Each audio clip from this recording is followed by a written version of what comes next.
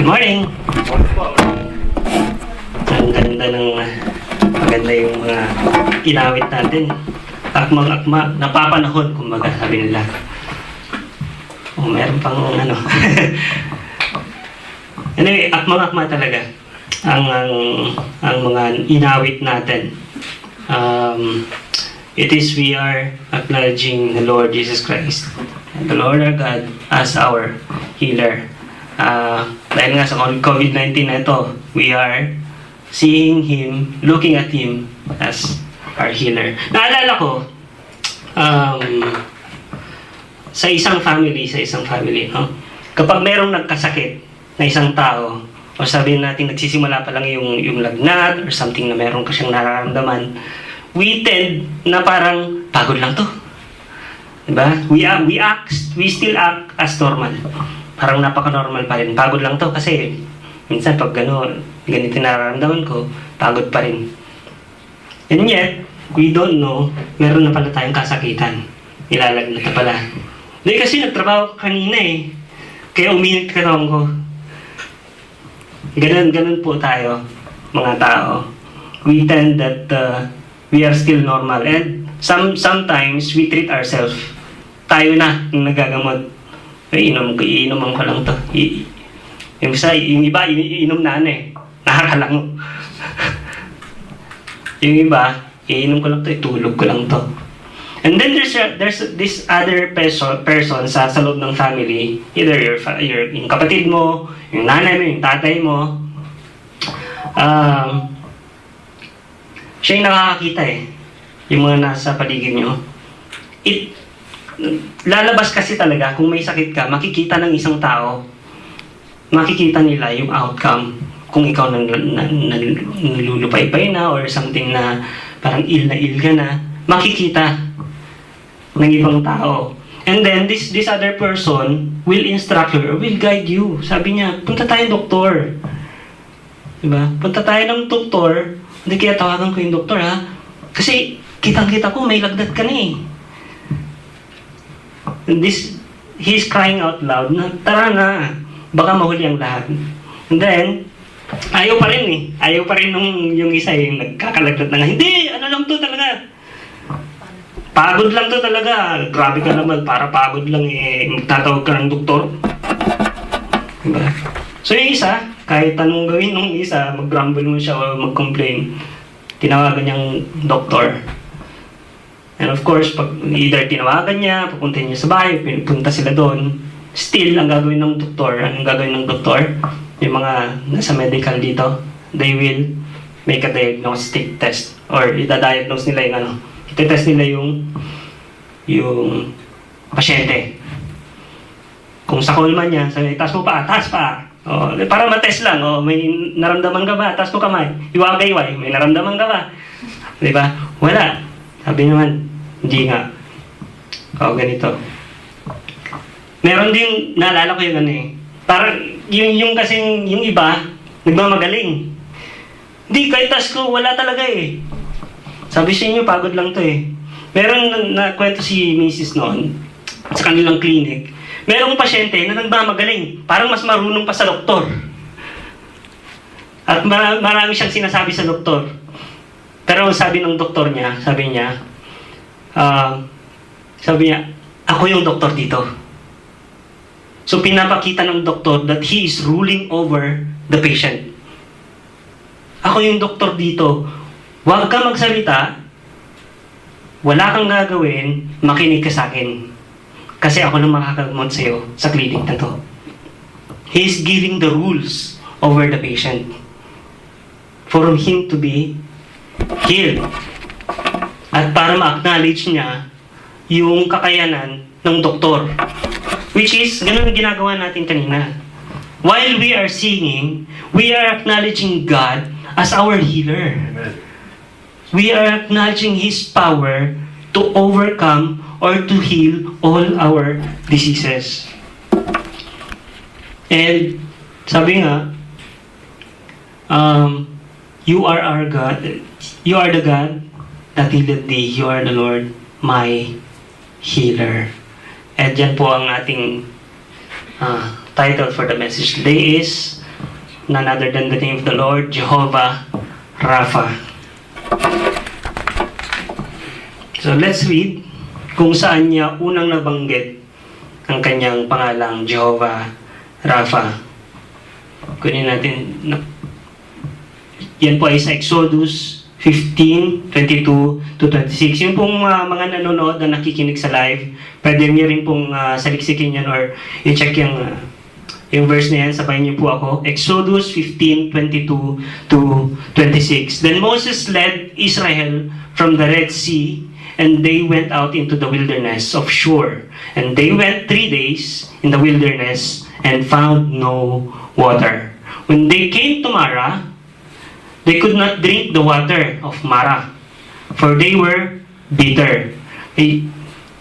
Yung Mara, kaya tinawag na Mara yun kasi dahil sa water, it's bitter. The Mara name is bitter. Therefore, it was named Mara. Sabi nga, so the people grumbled at Moses, saying, "What shall we drink?" 25. Then he cried out to the Lord, and the Lord showed him a tree, a piece of wood, and he threw it into the waters. And the waters became sweet. There he made for them a statute of regulation, and there he tested them. And he said, "If you will give earnest heed to the voice of the Lord your God, and do what is right in his sight, and give ear to his commandments, and keep all his statutes, I will put none of the diseases on which I have put on the Egyptians. For I, the Lord, am your healer." And from there, dun natin nakita ang sinasabi niya ay Jehovah Rapha. But prior to that, gusto kong ipakita yung naunang story before that, nangyari sa Mara. Alam natin, this story came after nung pagtawid nila sa Red Sea. Alam niyo yun, di ba? Yung Red Sea. Okay? Para sa ating mga yung Red Sea po, ito yung na-corner na sila ng Egyptians. At ang ginawa ng Panginoon, pinakita niya yung kanyang kapangyarihan. Hinati niya yung dagat, yung Red Sea, at yung other miracle na nangyari doon is yung lupa naging dry. Of course, hindi naman makakatawid yung mga Israelites kung hindi dry yung land. And after that, yun nga, nung nakatawid na sila, habang nandun sa kaligitnaan ng hati ng dagat yung mga Egyptians, then the Lord closed yung dagat. So doon, nakita rin ng mga mga Israelites, ang kapangyarihan ng ating Panginoon. But that doesn't stop there. Yung pagtawid nila, that doesn't stop there. Because, ang ating Panginoon gave them the land He promised. Na kailangan nilang puntahan. So, meron siyang ibinigay na lupa na kailangan nilang puntahan. So that doesn't stop there. But sa pagtawid nila sa shore, they praise and worship the Lord. Because they felt victorious na nakatawid sila sa dagat. And then after that, yun na nga, nag-travel na sila into the desert, going to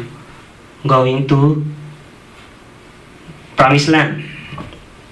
Ito yung, ipakita ko po yun. Ito yung shore, papuntang Promised Land is going north. But they traveled south. I'll show you. Yan po. So doon po yung shore, yung number 3, tinawid nila yung Red Sea, and then they traveled south. According sa mga scholars, dyan daw po, but either sabihin natin medyo gitna, but still they went south. Na instead, kung titignan nyo, yung Promised Land is nasa north. Di po ba? Pero bakit punta pa sila ng south?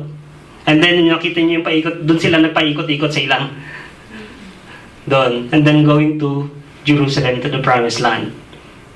But why? Ang tanong why? Why did they go south instead of going north? Di ba?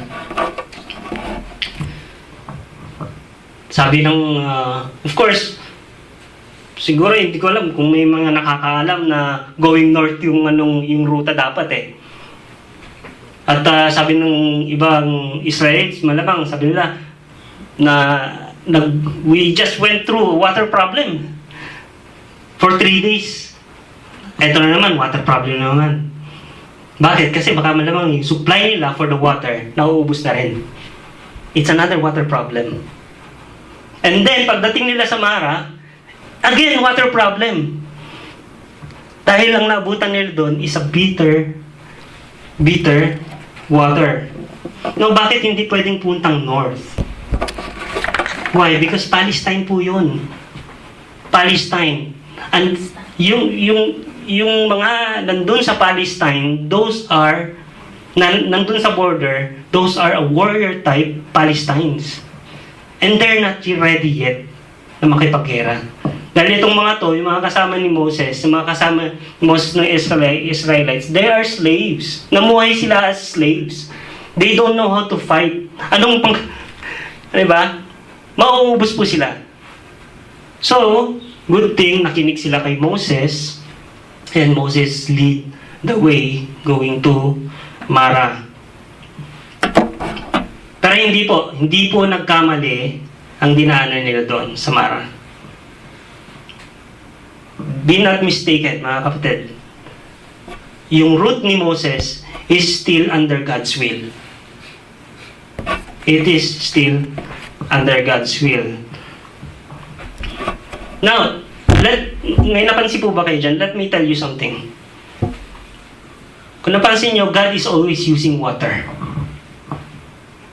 Why? To present kung ano yung kaya niyang gawin. And to present who He is. At dito niya nga na-declare that He is the healer. God is always using water. Kung bakit ang water lagi ang ginagamit ng ating Panginoon. You see, kung titignan natin ang water, it is a visible, napaka-visible kung polluted. Di ba katulad nito? Nakikita nyo ba polluted? No, di ba? Madidetermine natin kaagad kung polluted ito or not. Kung marumi na siya or hindi. Kaya laging ginagamit ng ating Panginoon ang water. And not only that, sabihin natin may water nga, malinis, very clear. Pero kung ininom mo naman, lalango ka na naman ganyan. Di ba? Ayan na naman, lalango na katulad ng nagkasakit kanina. Ay, inom ko lang to. Di ba? But then, pati yung taste niya, malalaman natin kung polluted ito or kung hindi ito drinkable. Even if it is very clear, malalaman natin kung edible, kung pwede bang inumin ito.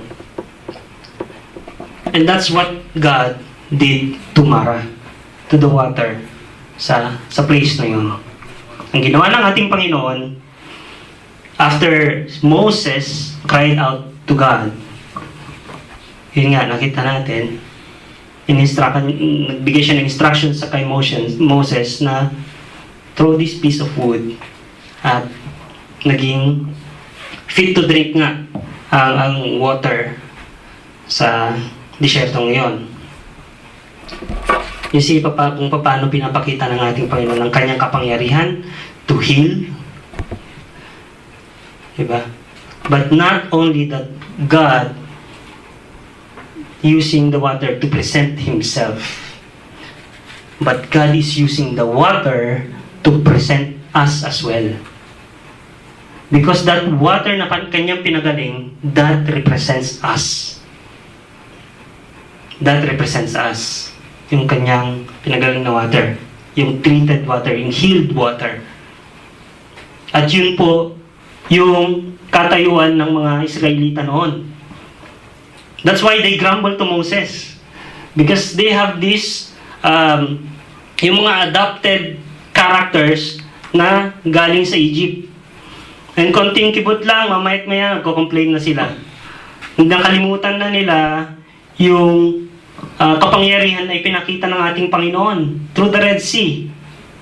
And after that, they grumbled again. At yun ang tinitreat ng ating Panginoon sa Israelites. And even now, to us. Because that water, that polluted water, it is us. Reflects us. Dahil tayo yung taong masyadong mag-grumble. We complain so much. Marami tayong discontentment. Lagi tayong napapagod.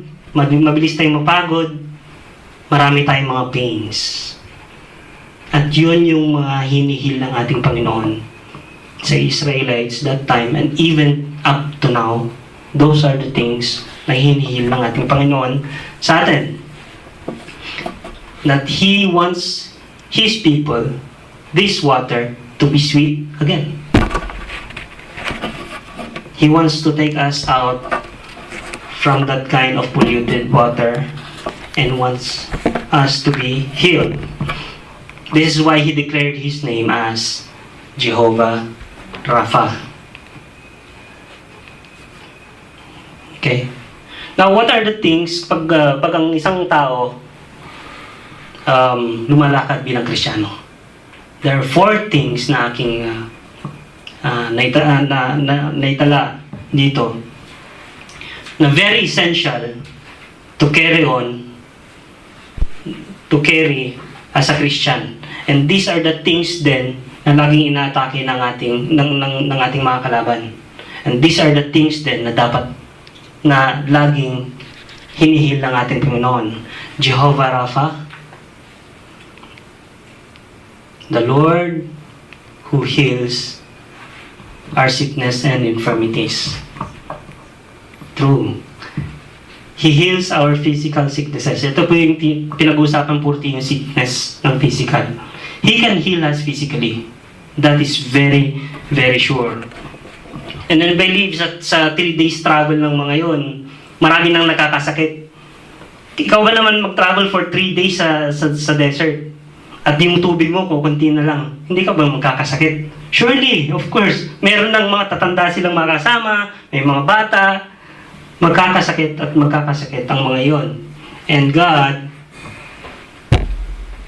is doing things na pwede niyang pagalingin ang physical body.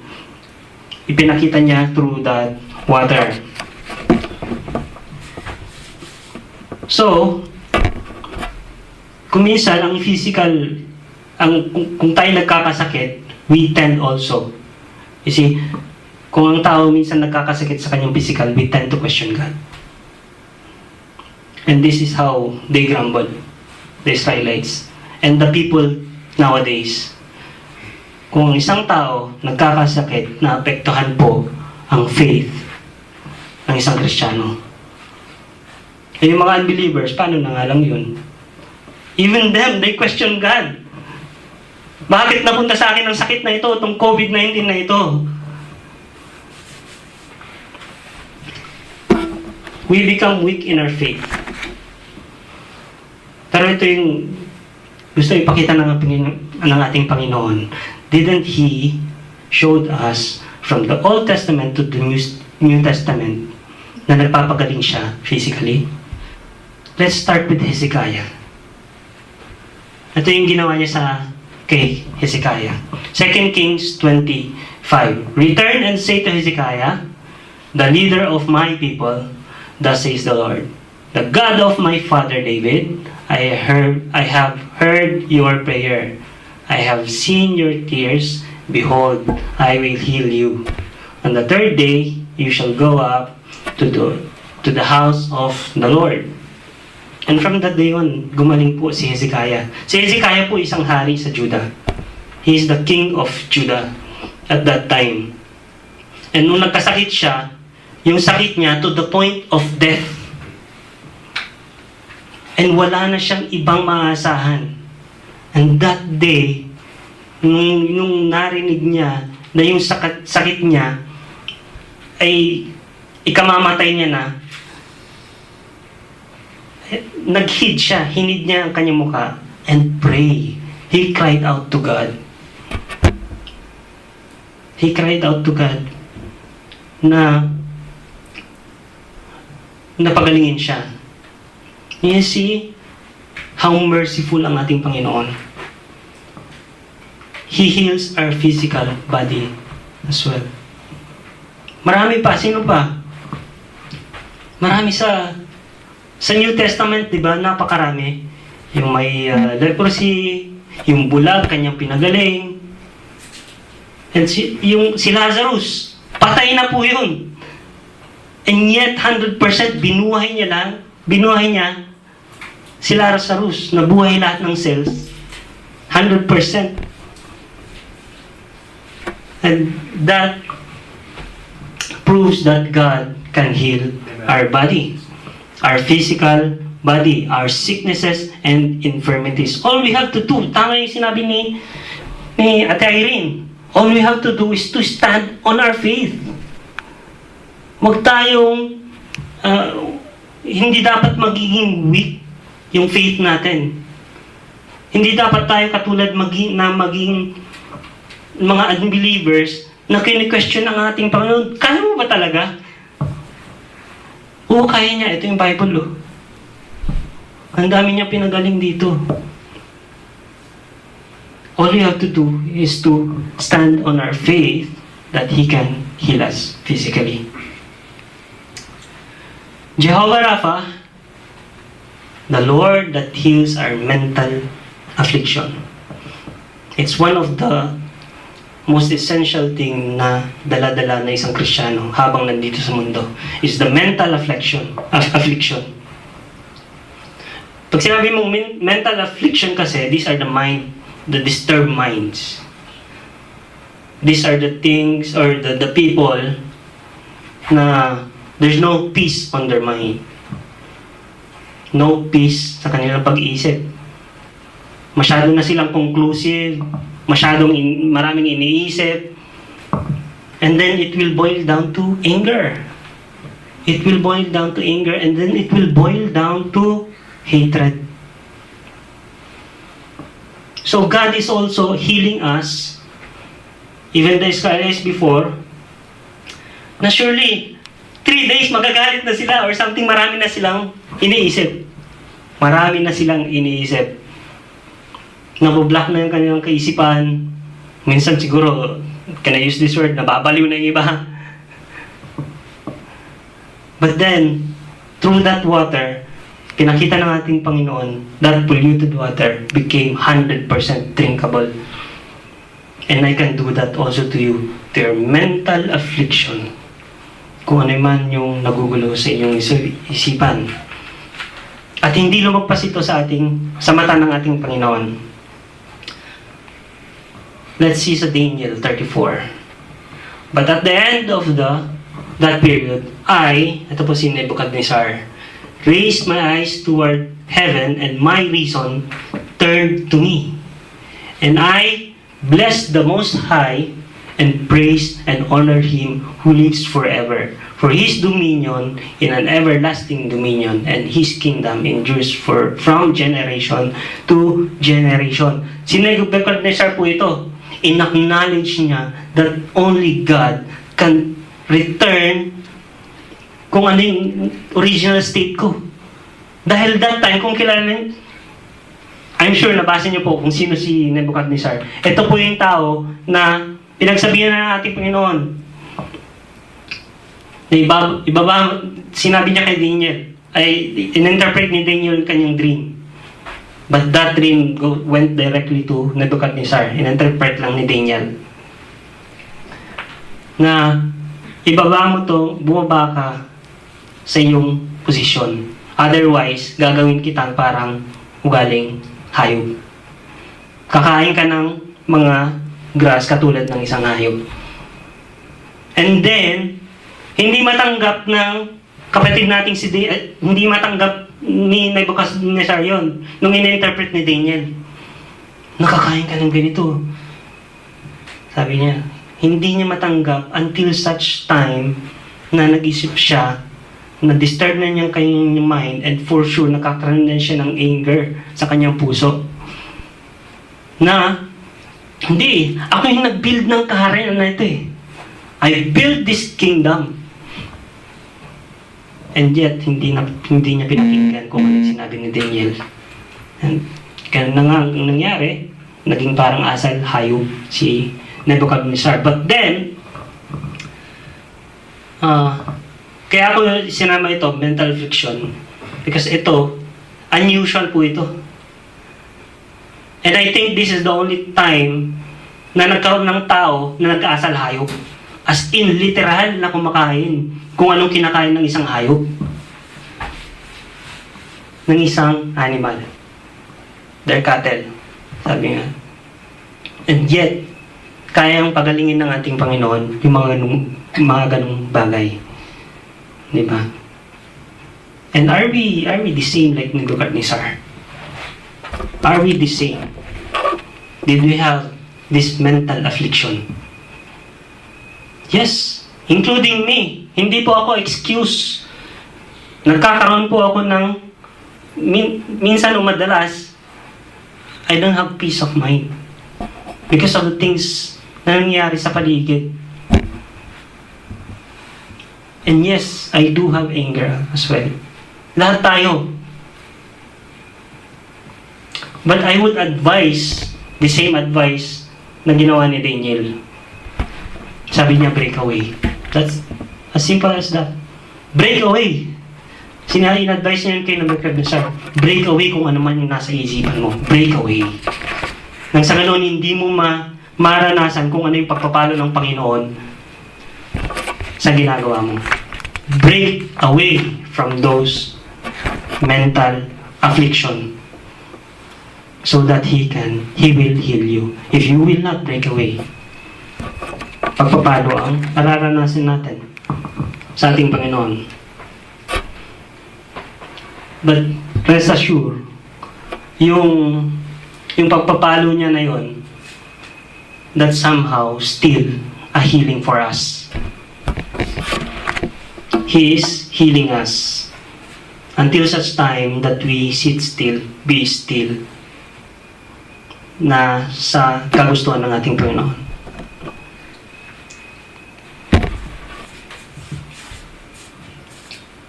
Also in John 14:25, that's how God heals us.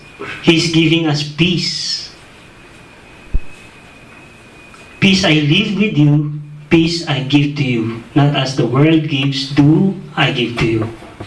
Walang healing sa mental affliction na idinudulot ng mundo. Meron man, of course, God is using those Christians for us to be still.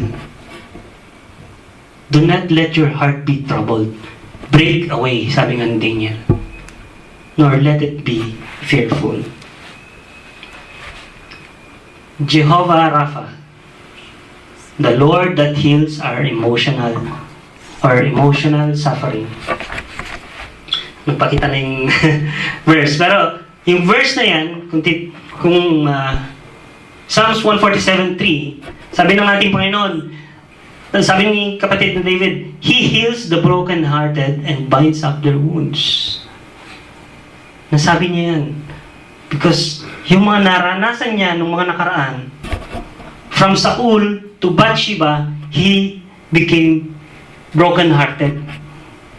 Yung emotion niya, sobrang devastated. Kumbaga. At naranasan niya yun. And even us, surely devastated. And even yung mga kasama ni Moses at that time, they were devastated. That's why they grumble. And if we are emotionally devastated, we grumble as well. Ba itong nangyayari sa akin? Mabuti na lang, wala na ako sa mundong to. Ba itong nangyayari sa akin? Alis na lang ako sa church na yan. Pero sabi ni David, He heals the brokenhearted. All we have to do, mga kapatid, is to submit ourselves unto the Lord. Acknowledge Him that He will heal our hearts, our emotions. Ang nangyayari, pinapangunahan natin ang ating Panginoon. We treat our own self, katulad ng kwento kanina sa una. Ang nangyayari tuloy, instead na matreat natin, lalo pa napapasama.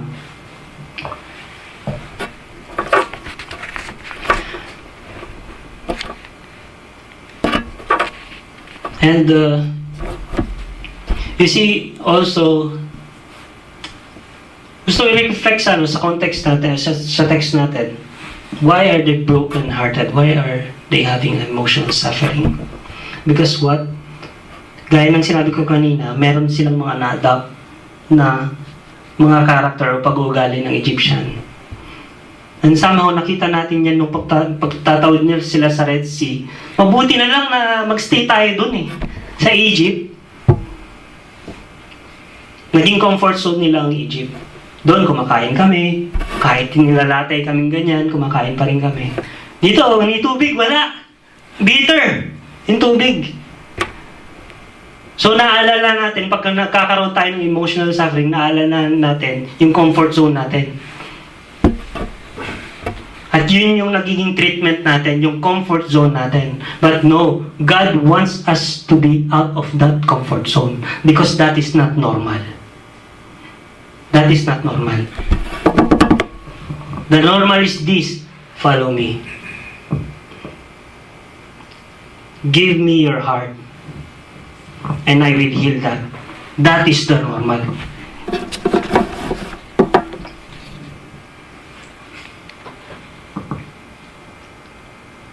So, kailangan natin submit ang ating sarili sa ating Panginoon for Him to be able to work in our emotions. Jehovah Rapha, the Lord that heals our spirit. Mag-focus tayo dyan. You know mga kapatid, those three, mga nauna kanina, susunod po yan. If this is healed. When this is healed in our life, lahat po yung mga yun, mga nauna kanina, it will as well be healed. Now, each and every day sa ating buhay, are we really acknowledging God as our healer? Amen. That's correct. Tama po yan. We can declare it is amen. We can declare. Even me, I'm declaring. But here's the real question. Ang action ba natin? Mga action ba natin? Mga ginagawa ba natin? Declares that we are acknowledging God as our healer? Ang hirap mag-amen, di ba? Because no. Even me, I cannot say amen.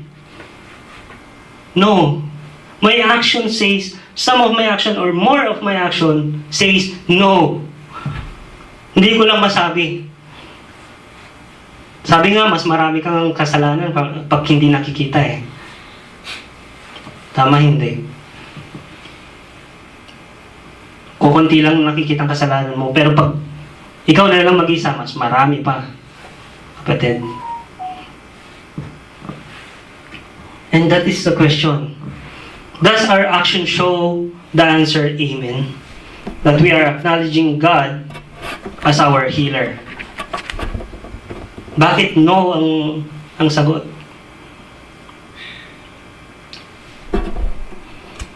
Bakit no? Let's go to the Bible. Reflect ourselves sa Proverbs. Aaray po tayo doon. Sa Book of Proverbs, aaray po tayo doon. Ang dami po doon. Masasaktan tayo. Let's go to the Book of James. Aaray po tayo doon. Ako umaaray po.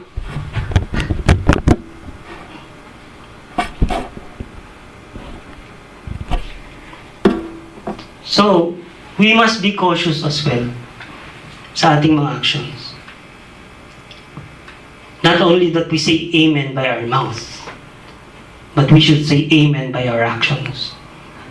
Not only that we acknowledge our Lord as a healer by our mouth, by our words, but let us acknowledge God by our actions. Huwag po nating gawing utusan ng ating Panginoon. Opo. Marami tayong mga panalangin sa ating mga buhay, lalo na sa pagbabago ng ating buhay, sa ating sarili. But after that, after ng prayer, nasan na po? Nasan na po yung pinanalangin natin na pagbabago ng ating buhay? It doesn't show. Hahanapin ng ating Panginoon yan. Kaya wag po nating sabihin na, Lord, baguhin niyo ako. Heal my spirit, O Lord. Inuutusan mo lang eh. Na kahit umiyak-iyak pa tayo dyan, maluha-luha pa tayo, showing our desperation na baguhin tayo, i-heal niya ang spirit natin. But then, after that, kung wala naman nakikita, then, manginig po tayo, matakot po tayo sa ating pinapanalangin.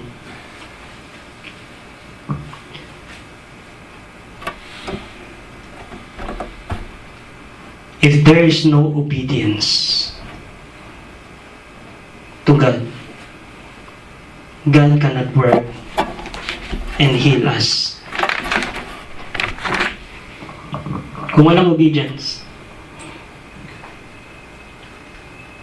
sabi ko nga kanina, punta ka sa Proverbs. Or the Bible itself, basahin natin po. Aray po tayo dun. If we don't obey His words, then useless yung pinanalangin natin na, heal my spirit, O Lord. Heal me, O Lord.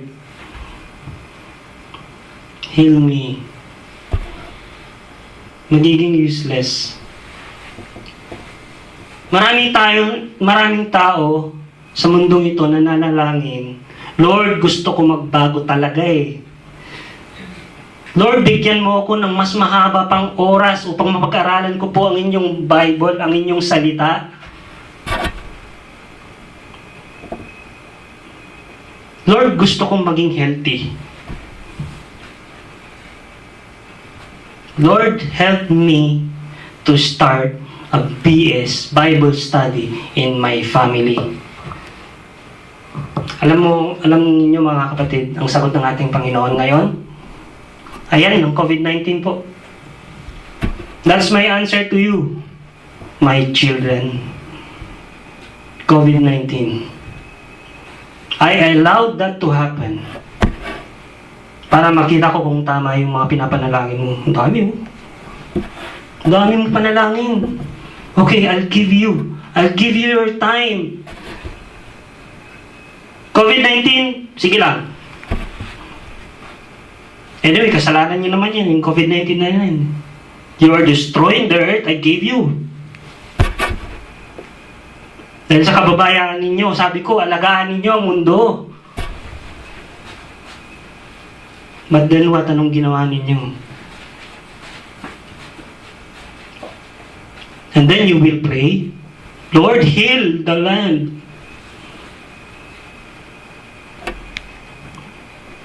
Heal the land, O Lord. Heal our land. How can I heal the land? How can the Lord heal the land if we are disobeying the Lord? Sabi ng ating Panginoon, pangalagaan mo ang mundo. Sa Genesis pa lang. And yet, anong ginawa natin? Isang katauhan. In our prayers, sa ating spirit, heal my spirit, anong ginagawa natin after that? Puro kapararakan. TikTok, Facebook, ang daming app na yan eh. Na pinagkakabisihan ng tao.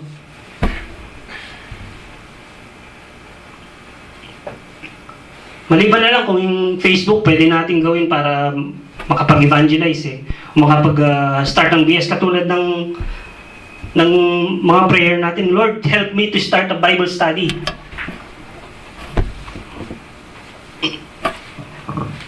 And yet, nababaliwala po ang ating panalangin kapag hindi tayo nag-obey sa will ng ating Panginoon. Alam niyo yung mga pinapanalangin natin sa Kanya, for our spirit, for us to be changed. Nasagot niya na po mga kapatid. Nasa Biblia po lahat. nasagot niya na po. Even yung pag-iipon, even yung nasa Bible po. I have answered all of those. All you need to do is to obey, listen. This COVID-19, God allowed it to happen for us to see how polluted we are now. Just like the bitter water sa Mara. They saw that the water is bitter. They tasted it's bitter. So God allowed this COVID-19 para makita natin how polluted we are. Maraming lumalabas na kilos, maraming lumalabas na ugali ng isang tao, maraming lumalabas na karakter ng isang tao sa COVID-19 na ito na hindi natin nakikita noon. It's being showed now by our Lord. At yun yung mga kailangan na gamutin ng ating Panginoon. At yun yung mga dapat natin ipanalangin. Hindi lang natin dapat ipanalangin. We must really bitawan natin yung mga yun. Yung mga kasamaang ugali natin, mga tao. And you can see now who is really obedient and who are those who are not obedient. Now we can see them. Kung sino yung mga obedient at hindi obedient. Hindi ko sinasabi dahil hindi sila obedient, ay pupunta na sila sa dagat-dagatan na po. No, we have a role as well. Para maging obedient po sila. So, hindi natin dapat gawing utusan ng ating Panginoon para pagalingin lamang natin, para pagalingin lamang ang ating spirito, ang ating kaluluwa. But, we have to obey. We have to obey, just like what Moses did. He cried out. And then after he cried out, sinunod niya ang instruction ng ating Panginoon, throw this piece of wood. Hindi naman nakapagaling yung piece of wood but the obedience. Hindi magiging sweet yung water na yun, hindi gagaling yung water na yun, hanggat hindi pinupulot ni Moses, yung piece of wood na yun, hindi mangyayari. Even 3 days pa sila doon, additional 3 days. Hanggat hindi niya binabato doon sa tubig na yun, hindi po gagaling yung water na yun. The same thing sa atin. If we don't obey our Lord, then our spiritual sickness will not be healed.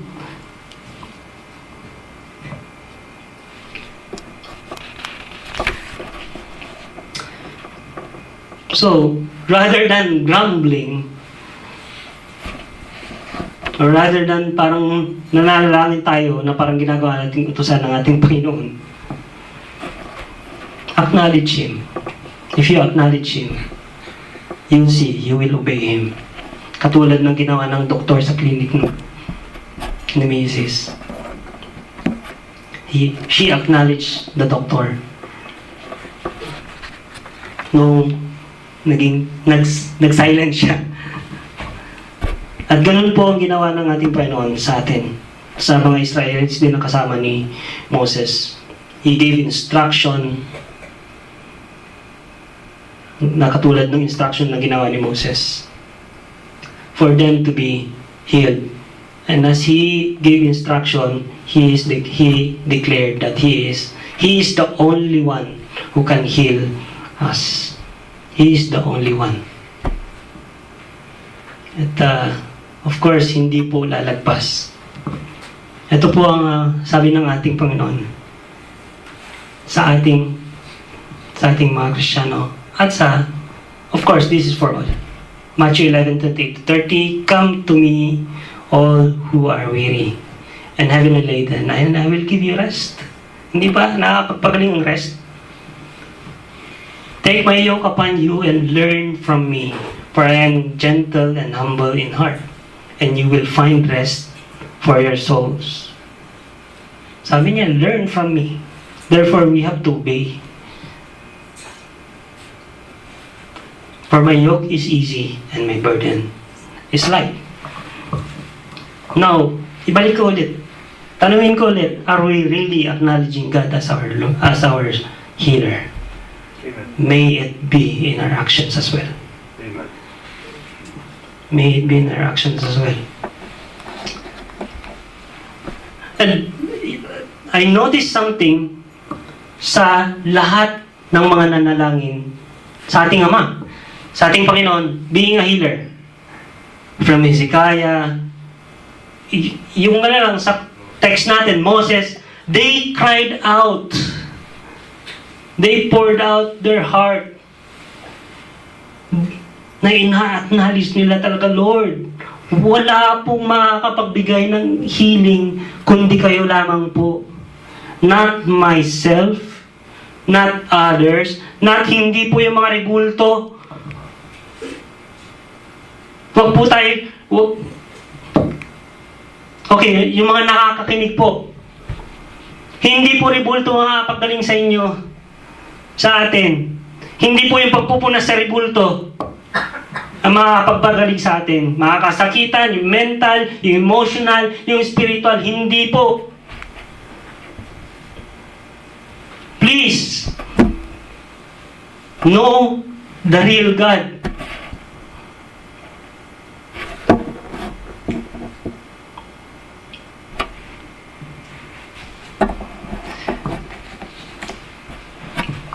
And kung nakilala natin ang totoong Diyos, He will heal everything. He will heal every disease we have. At napakaganda po yung ginawa niya. He's giving us His instruction for us to live abundantly. Why? Because after Mara, they went down. At yung napuntahan nila, yung susunod na area na napuntahan nila, there's abundance. There are springs, and there are trees na pwedeng sumilong sa kanila. So in conclusion, be obedient to our Lord Jesus Christ. For He instructed us to listen to Him for us na magkaroon ng abundant life. And in your obedience, makikita niya yung kung nagpro-progress ba tayo talaga. Makikita natin. Ibig sabihin,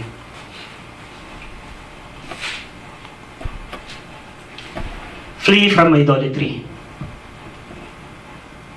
That is what God meant nung sinabi niya, huwag kayong tumulad sa mga Egyptian. Huwag kayong tumulad, otherwise bibigay kayong disease na binigay ko sa mga Egyptian. Sabi niya sa mga Israelites. Yung mga disease na yun, actually, what God meant is being idolatry. Masyado nang naging idolatrous yung mga Egyptian. Kaya ang ginawa ng ating Panginoon, kung ano yung God nila, yun ang binigay niyang sakit sa kanila. And we don't want that to happen sa atin. Kung masyado na tayong nagiging idol na natin ang ating mga sarili. Hindi, kaya ko to. I can treat myself. Kaya ko to, COVID-19 na to. Dito lang naman ako sa bahay, manunod lang ako. Kaya ko to. Then we are idoling ourselves. So flee from idolatry and faithfully acknowledge God as the great healer, our Jehovah Rapha. Amen. Let us pray. Hallelujah, Lord. Muli kami nagpapasalamat, Panginoon, sa mensaheng binigay ninyo. Truly, Lord, nagkulang po kami ng sobra-sobra, Panginoon. We thought na sa aming mga panalangin, Lord, we are declaring you are our healer. But we, Panginoon, nagkulang sa aming mga actions. And we disobeyed you. Marami kaming i-disobey sa buhay namin, Panginoon. And that declares na hindi ka namin ina-acknowledge as our healer. But Lord, Lord, hear our prayers, Lord. Sa aming mga kasakitan na ito, Panginoon, inilalapit po namin sa inyo. Because you are the great healer who heals our diseases. And this is our diseases, O Lord God. At maraming salamat po, Panginoon, dahil ipinakita ninyo ang inyong kapangyarihan bilang great physician. And Lord, salamat po sa mensaheng ito, Panginoon. And we believe this message, Panginoon, will heal us, O Lord. Salamat po. Muli, kayo po yung mataas. Ito po ang aking panalangin sa pangalan ni Jesus. Amen.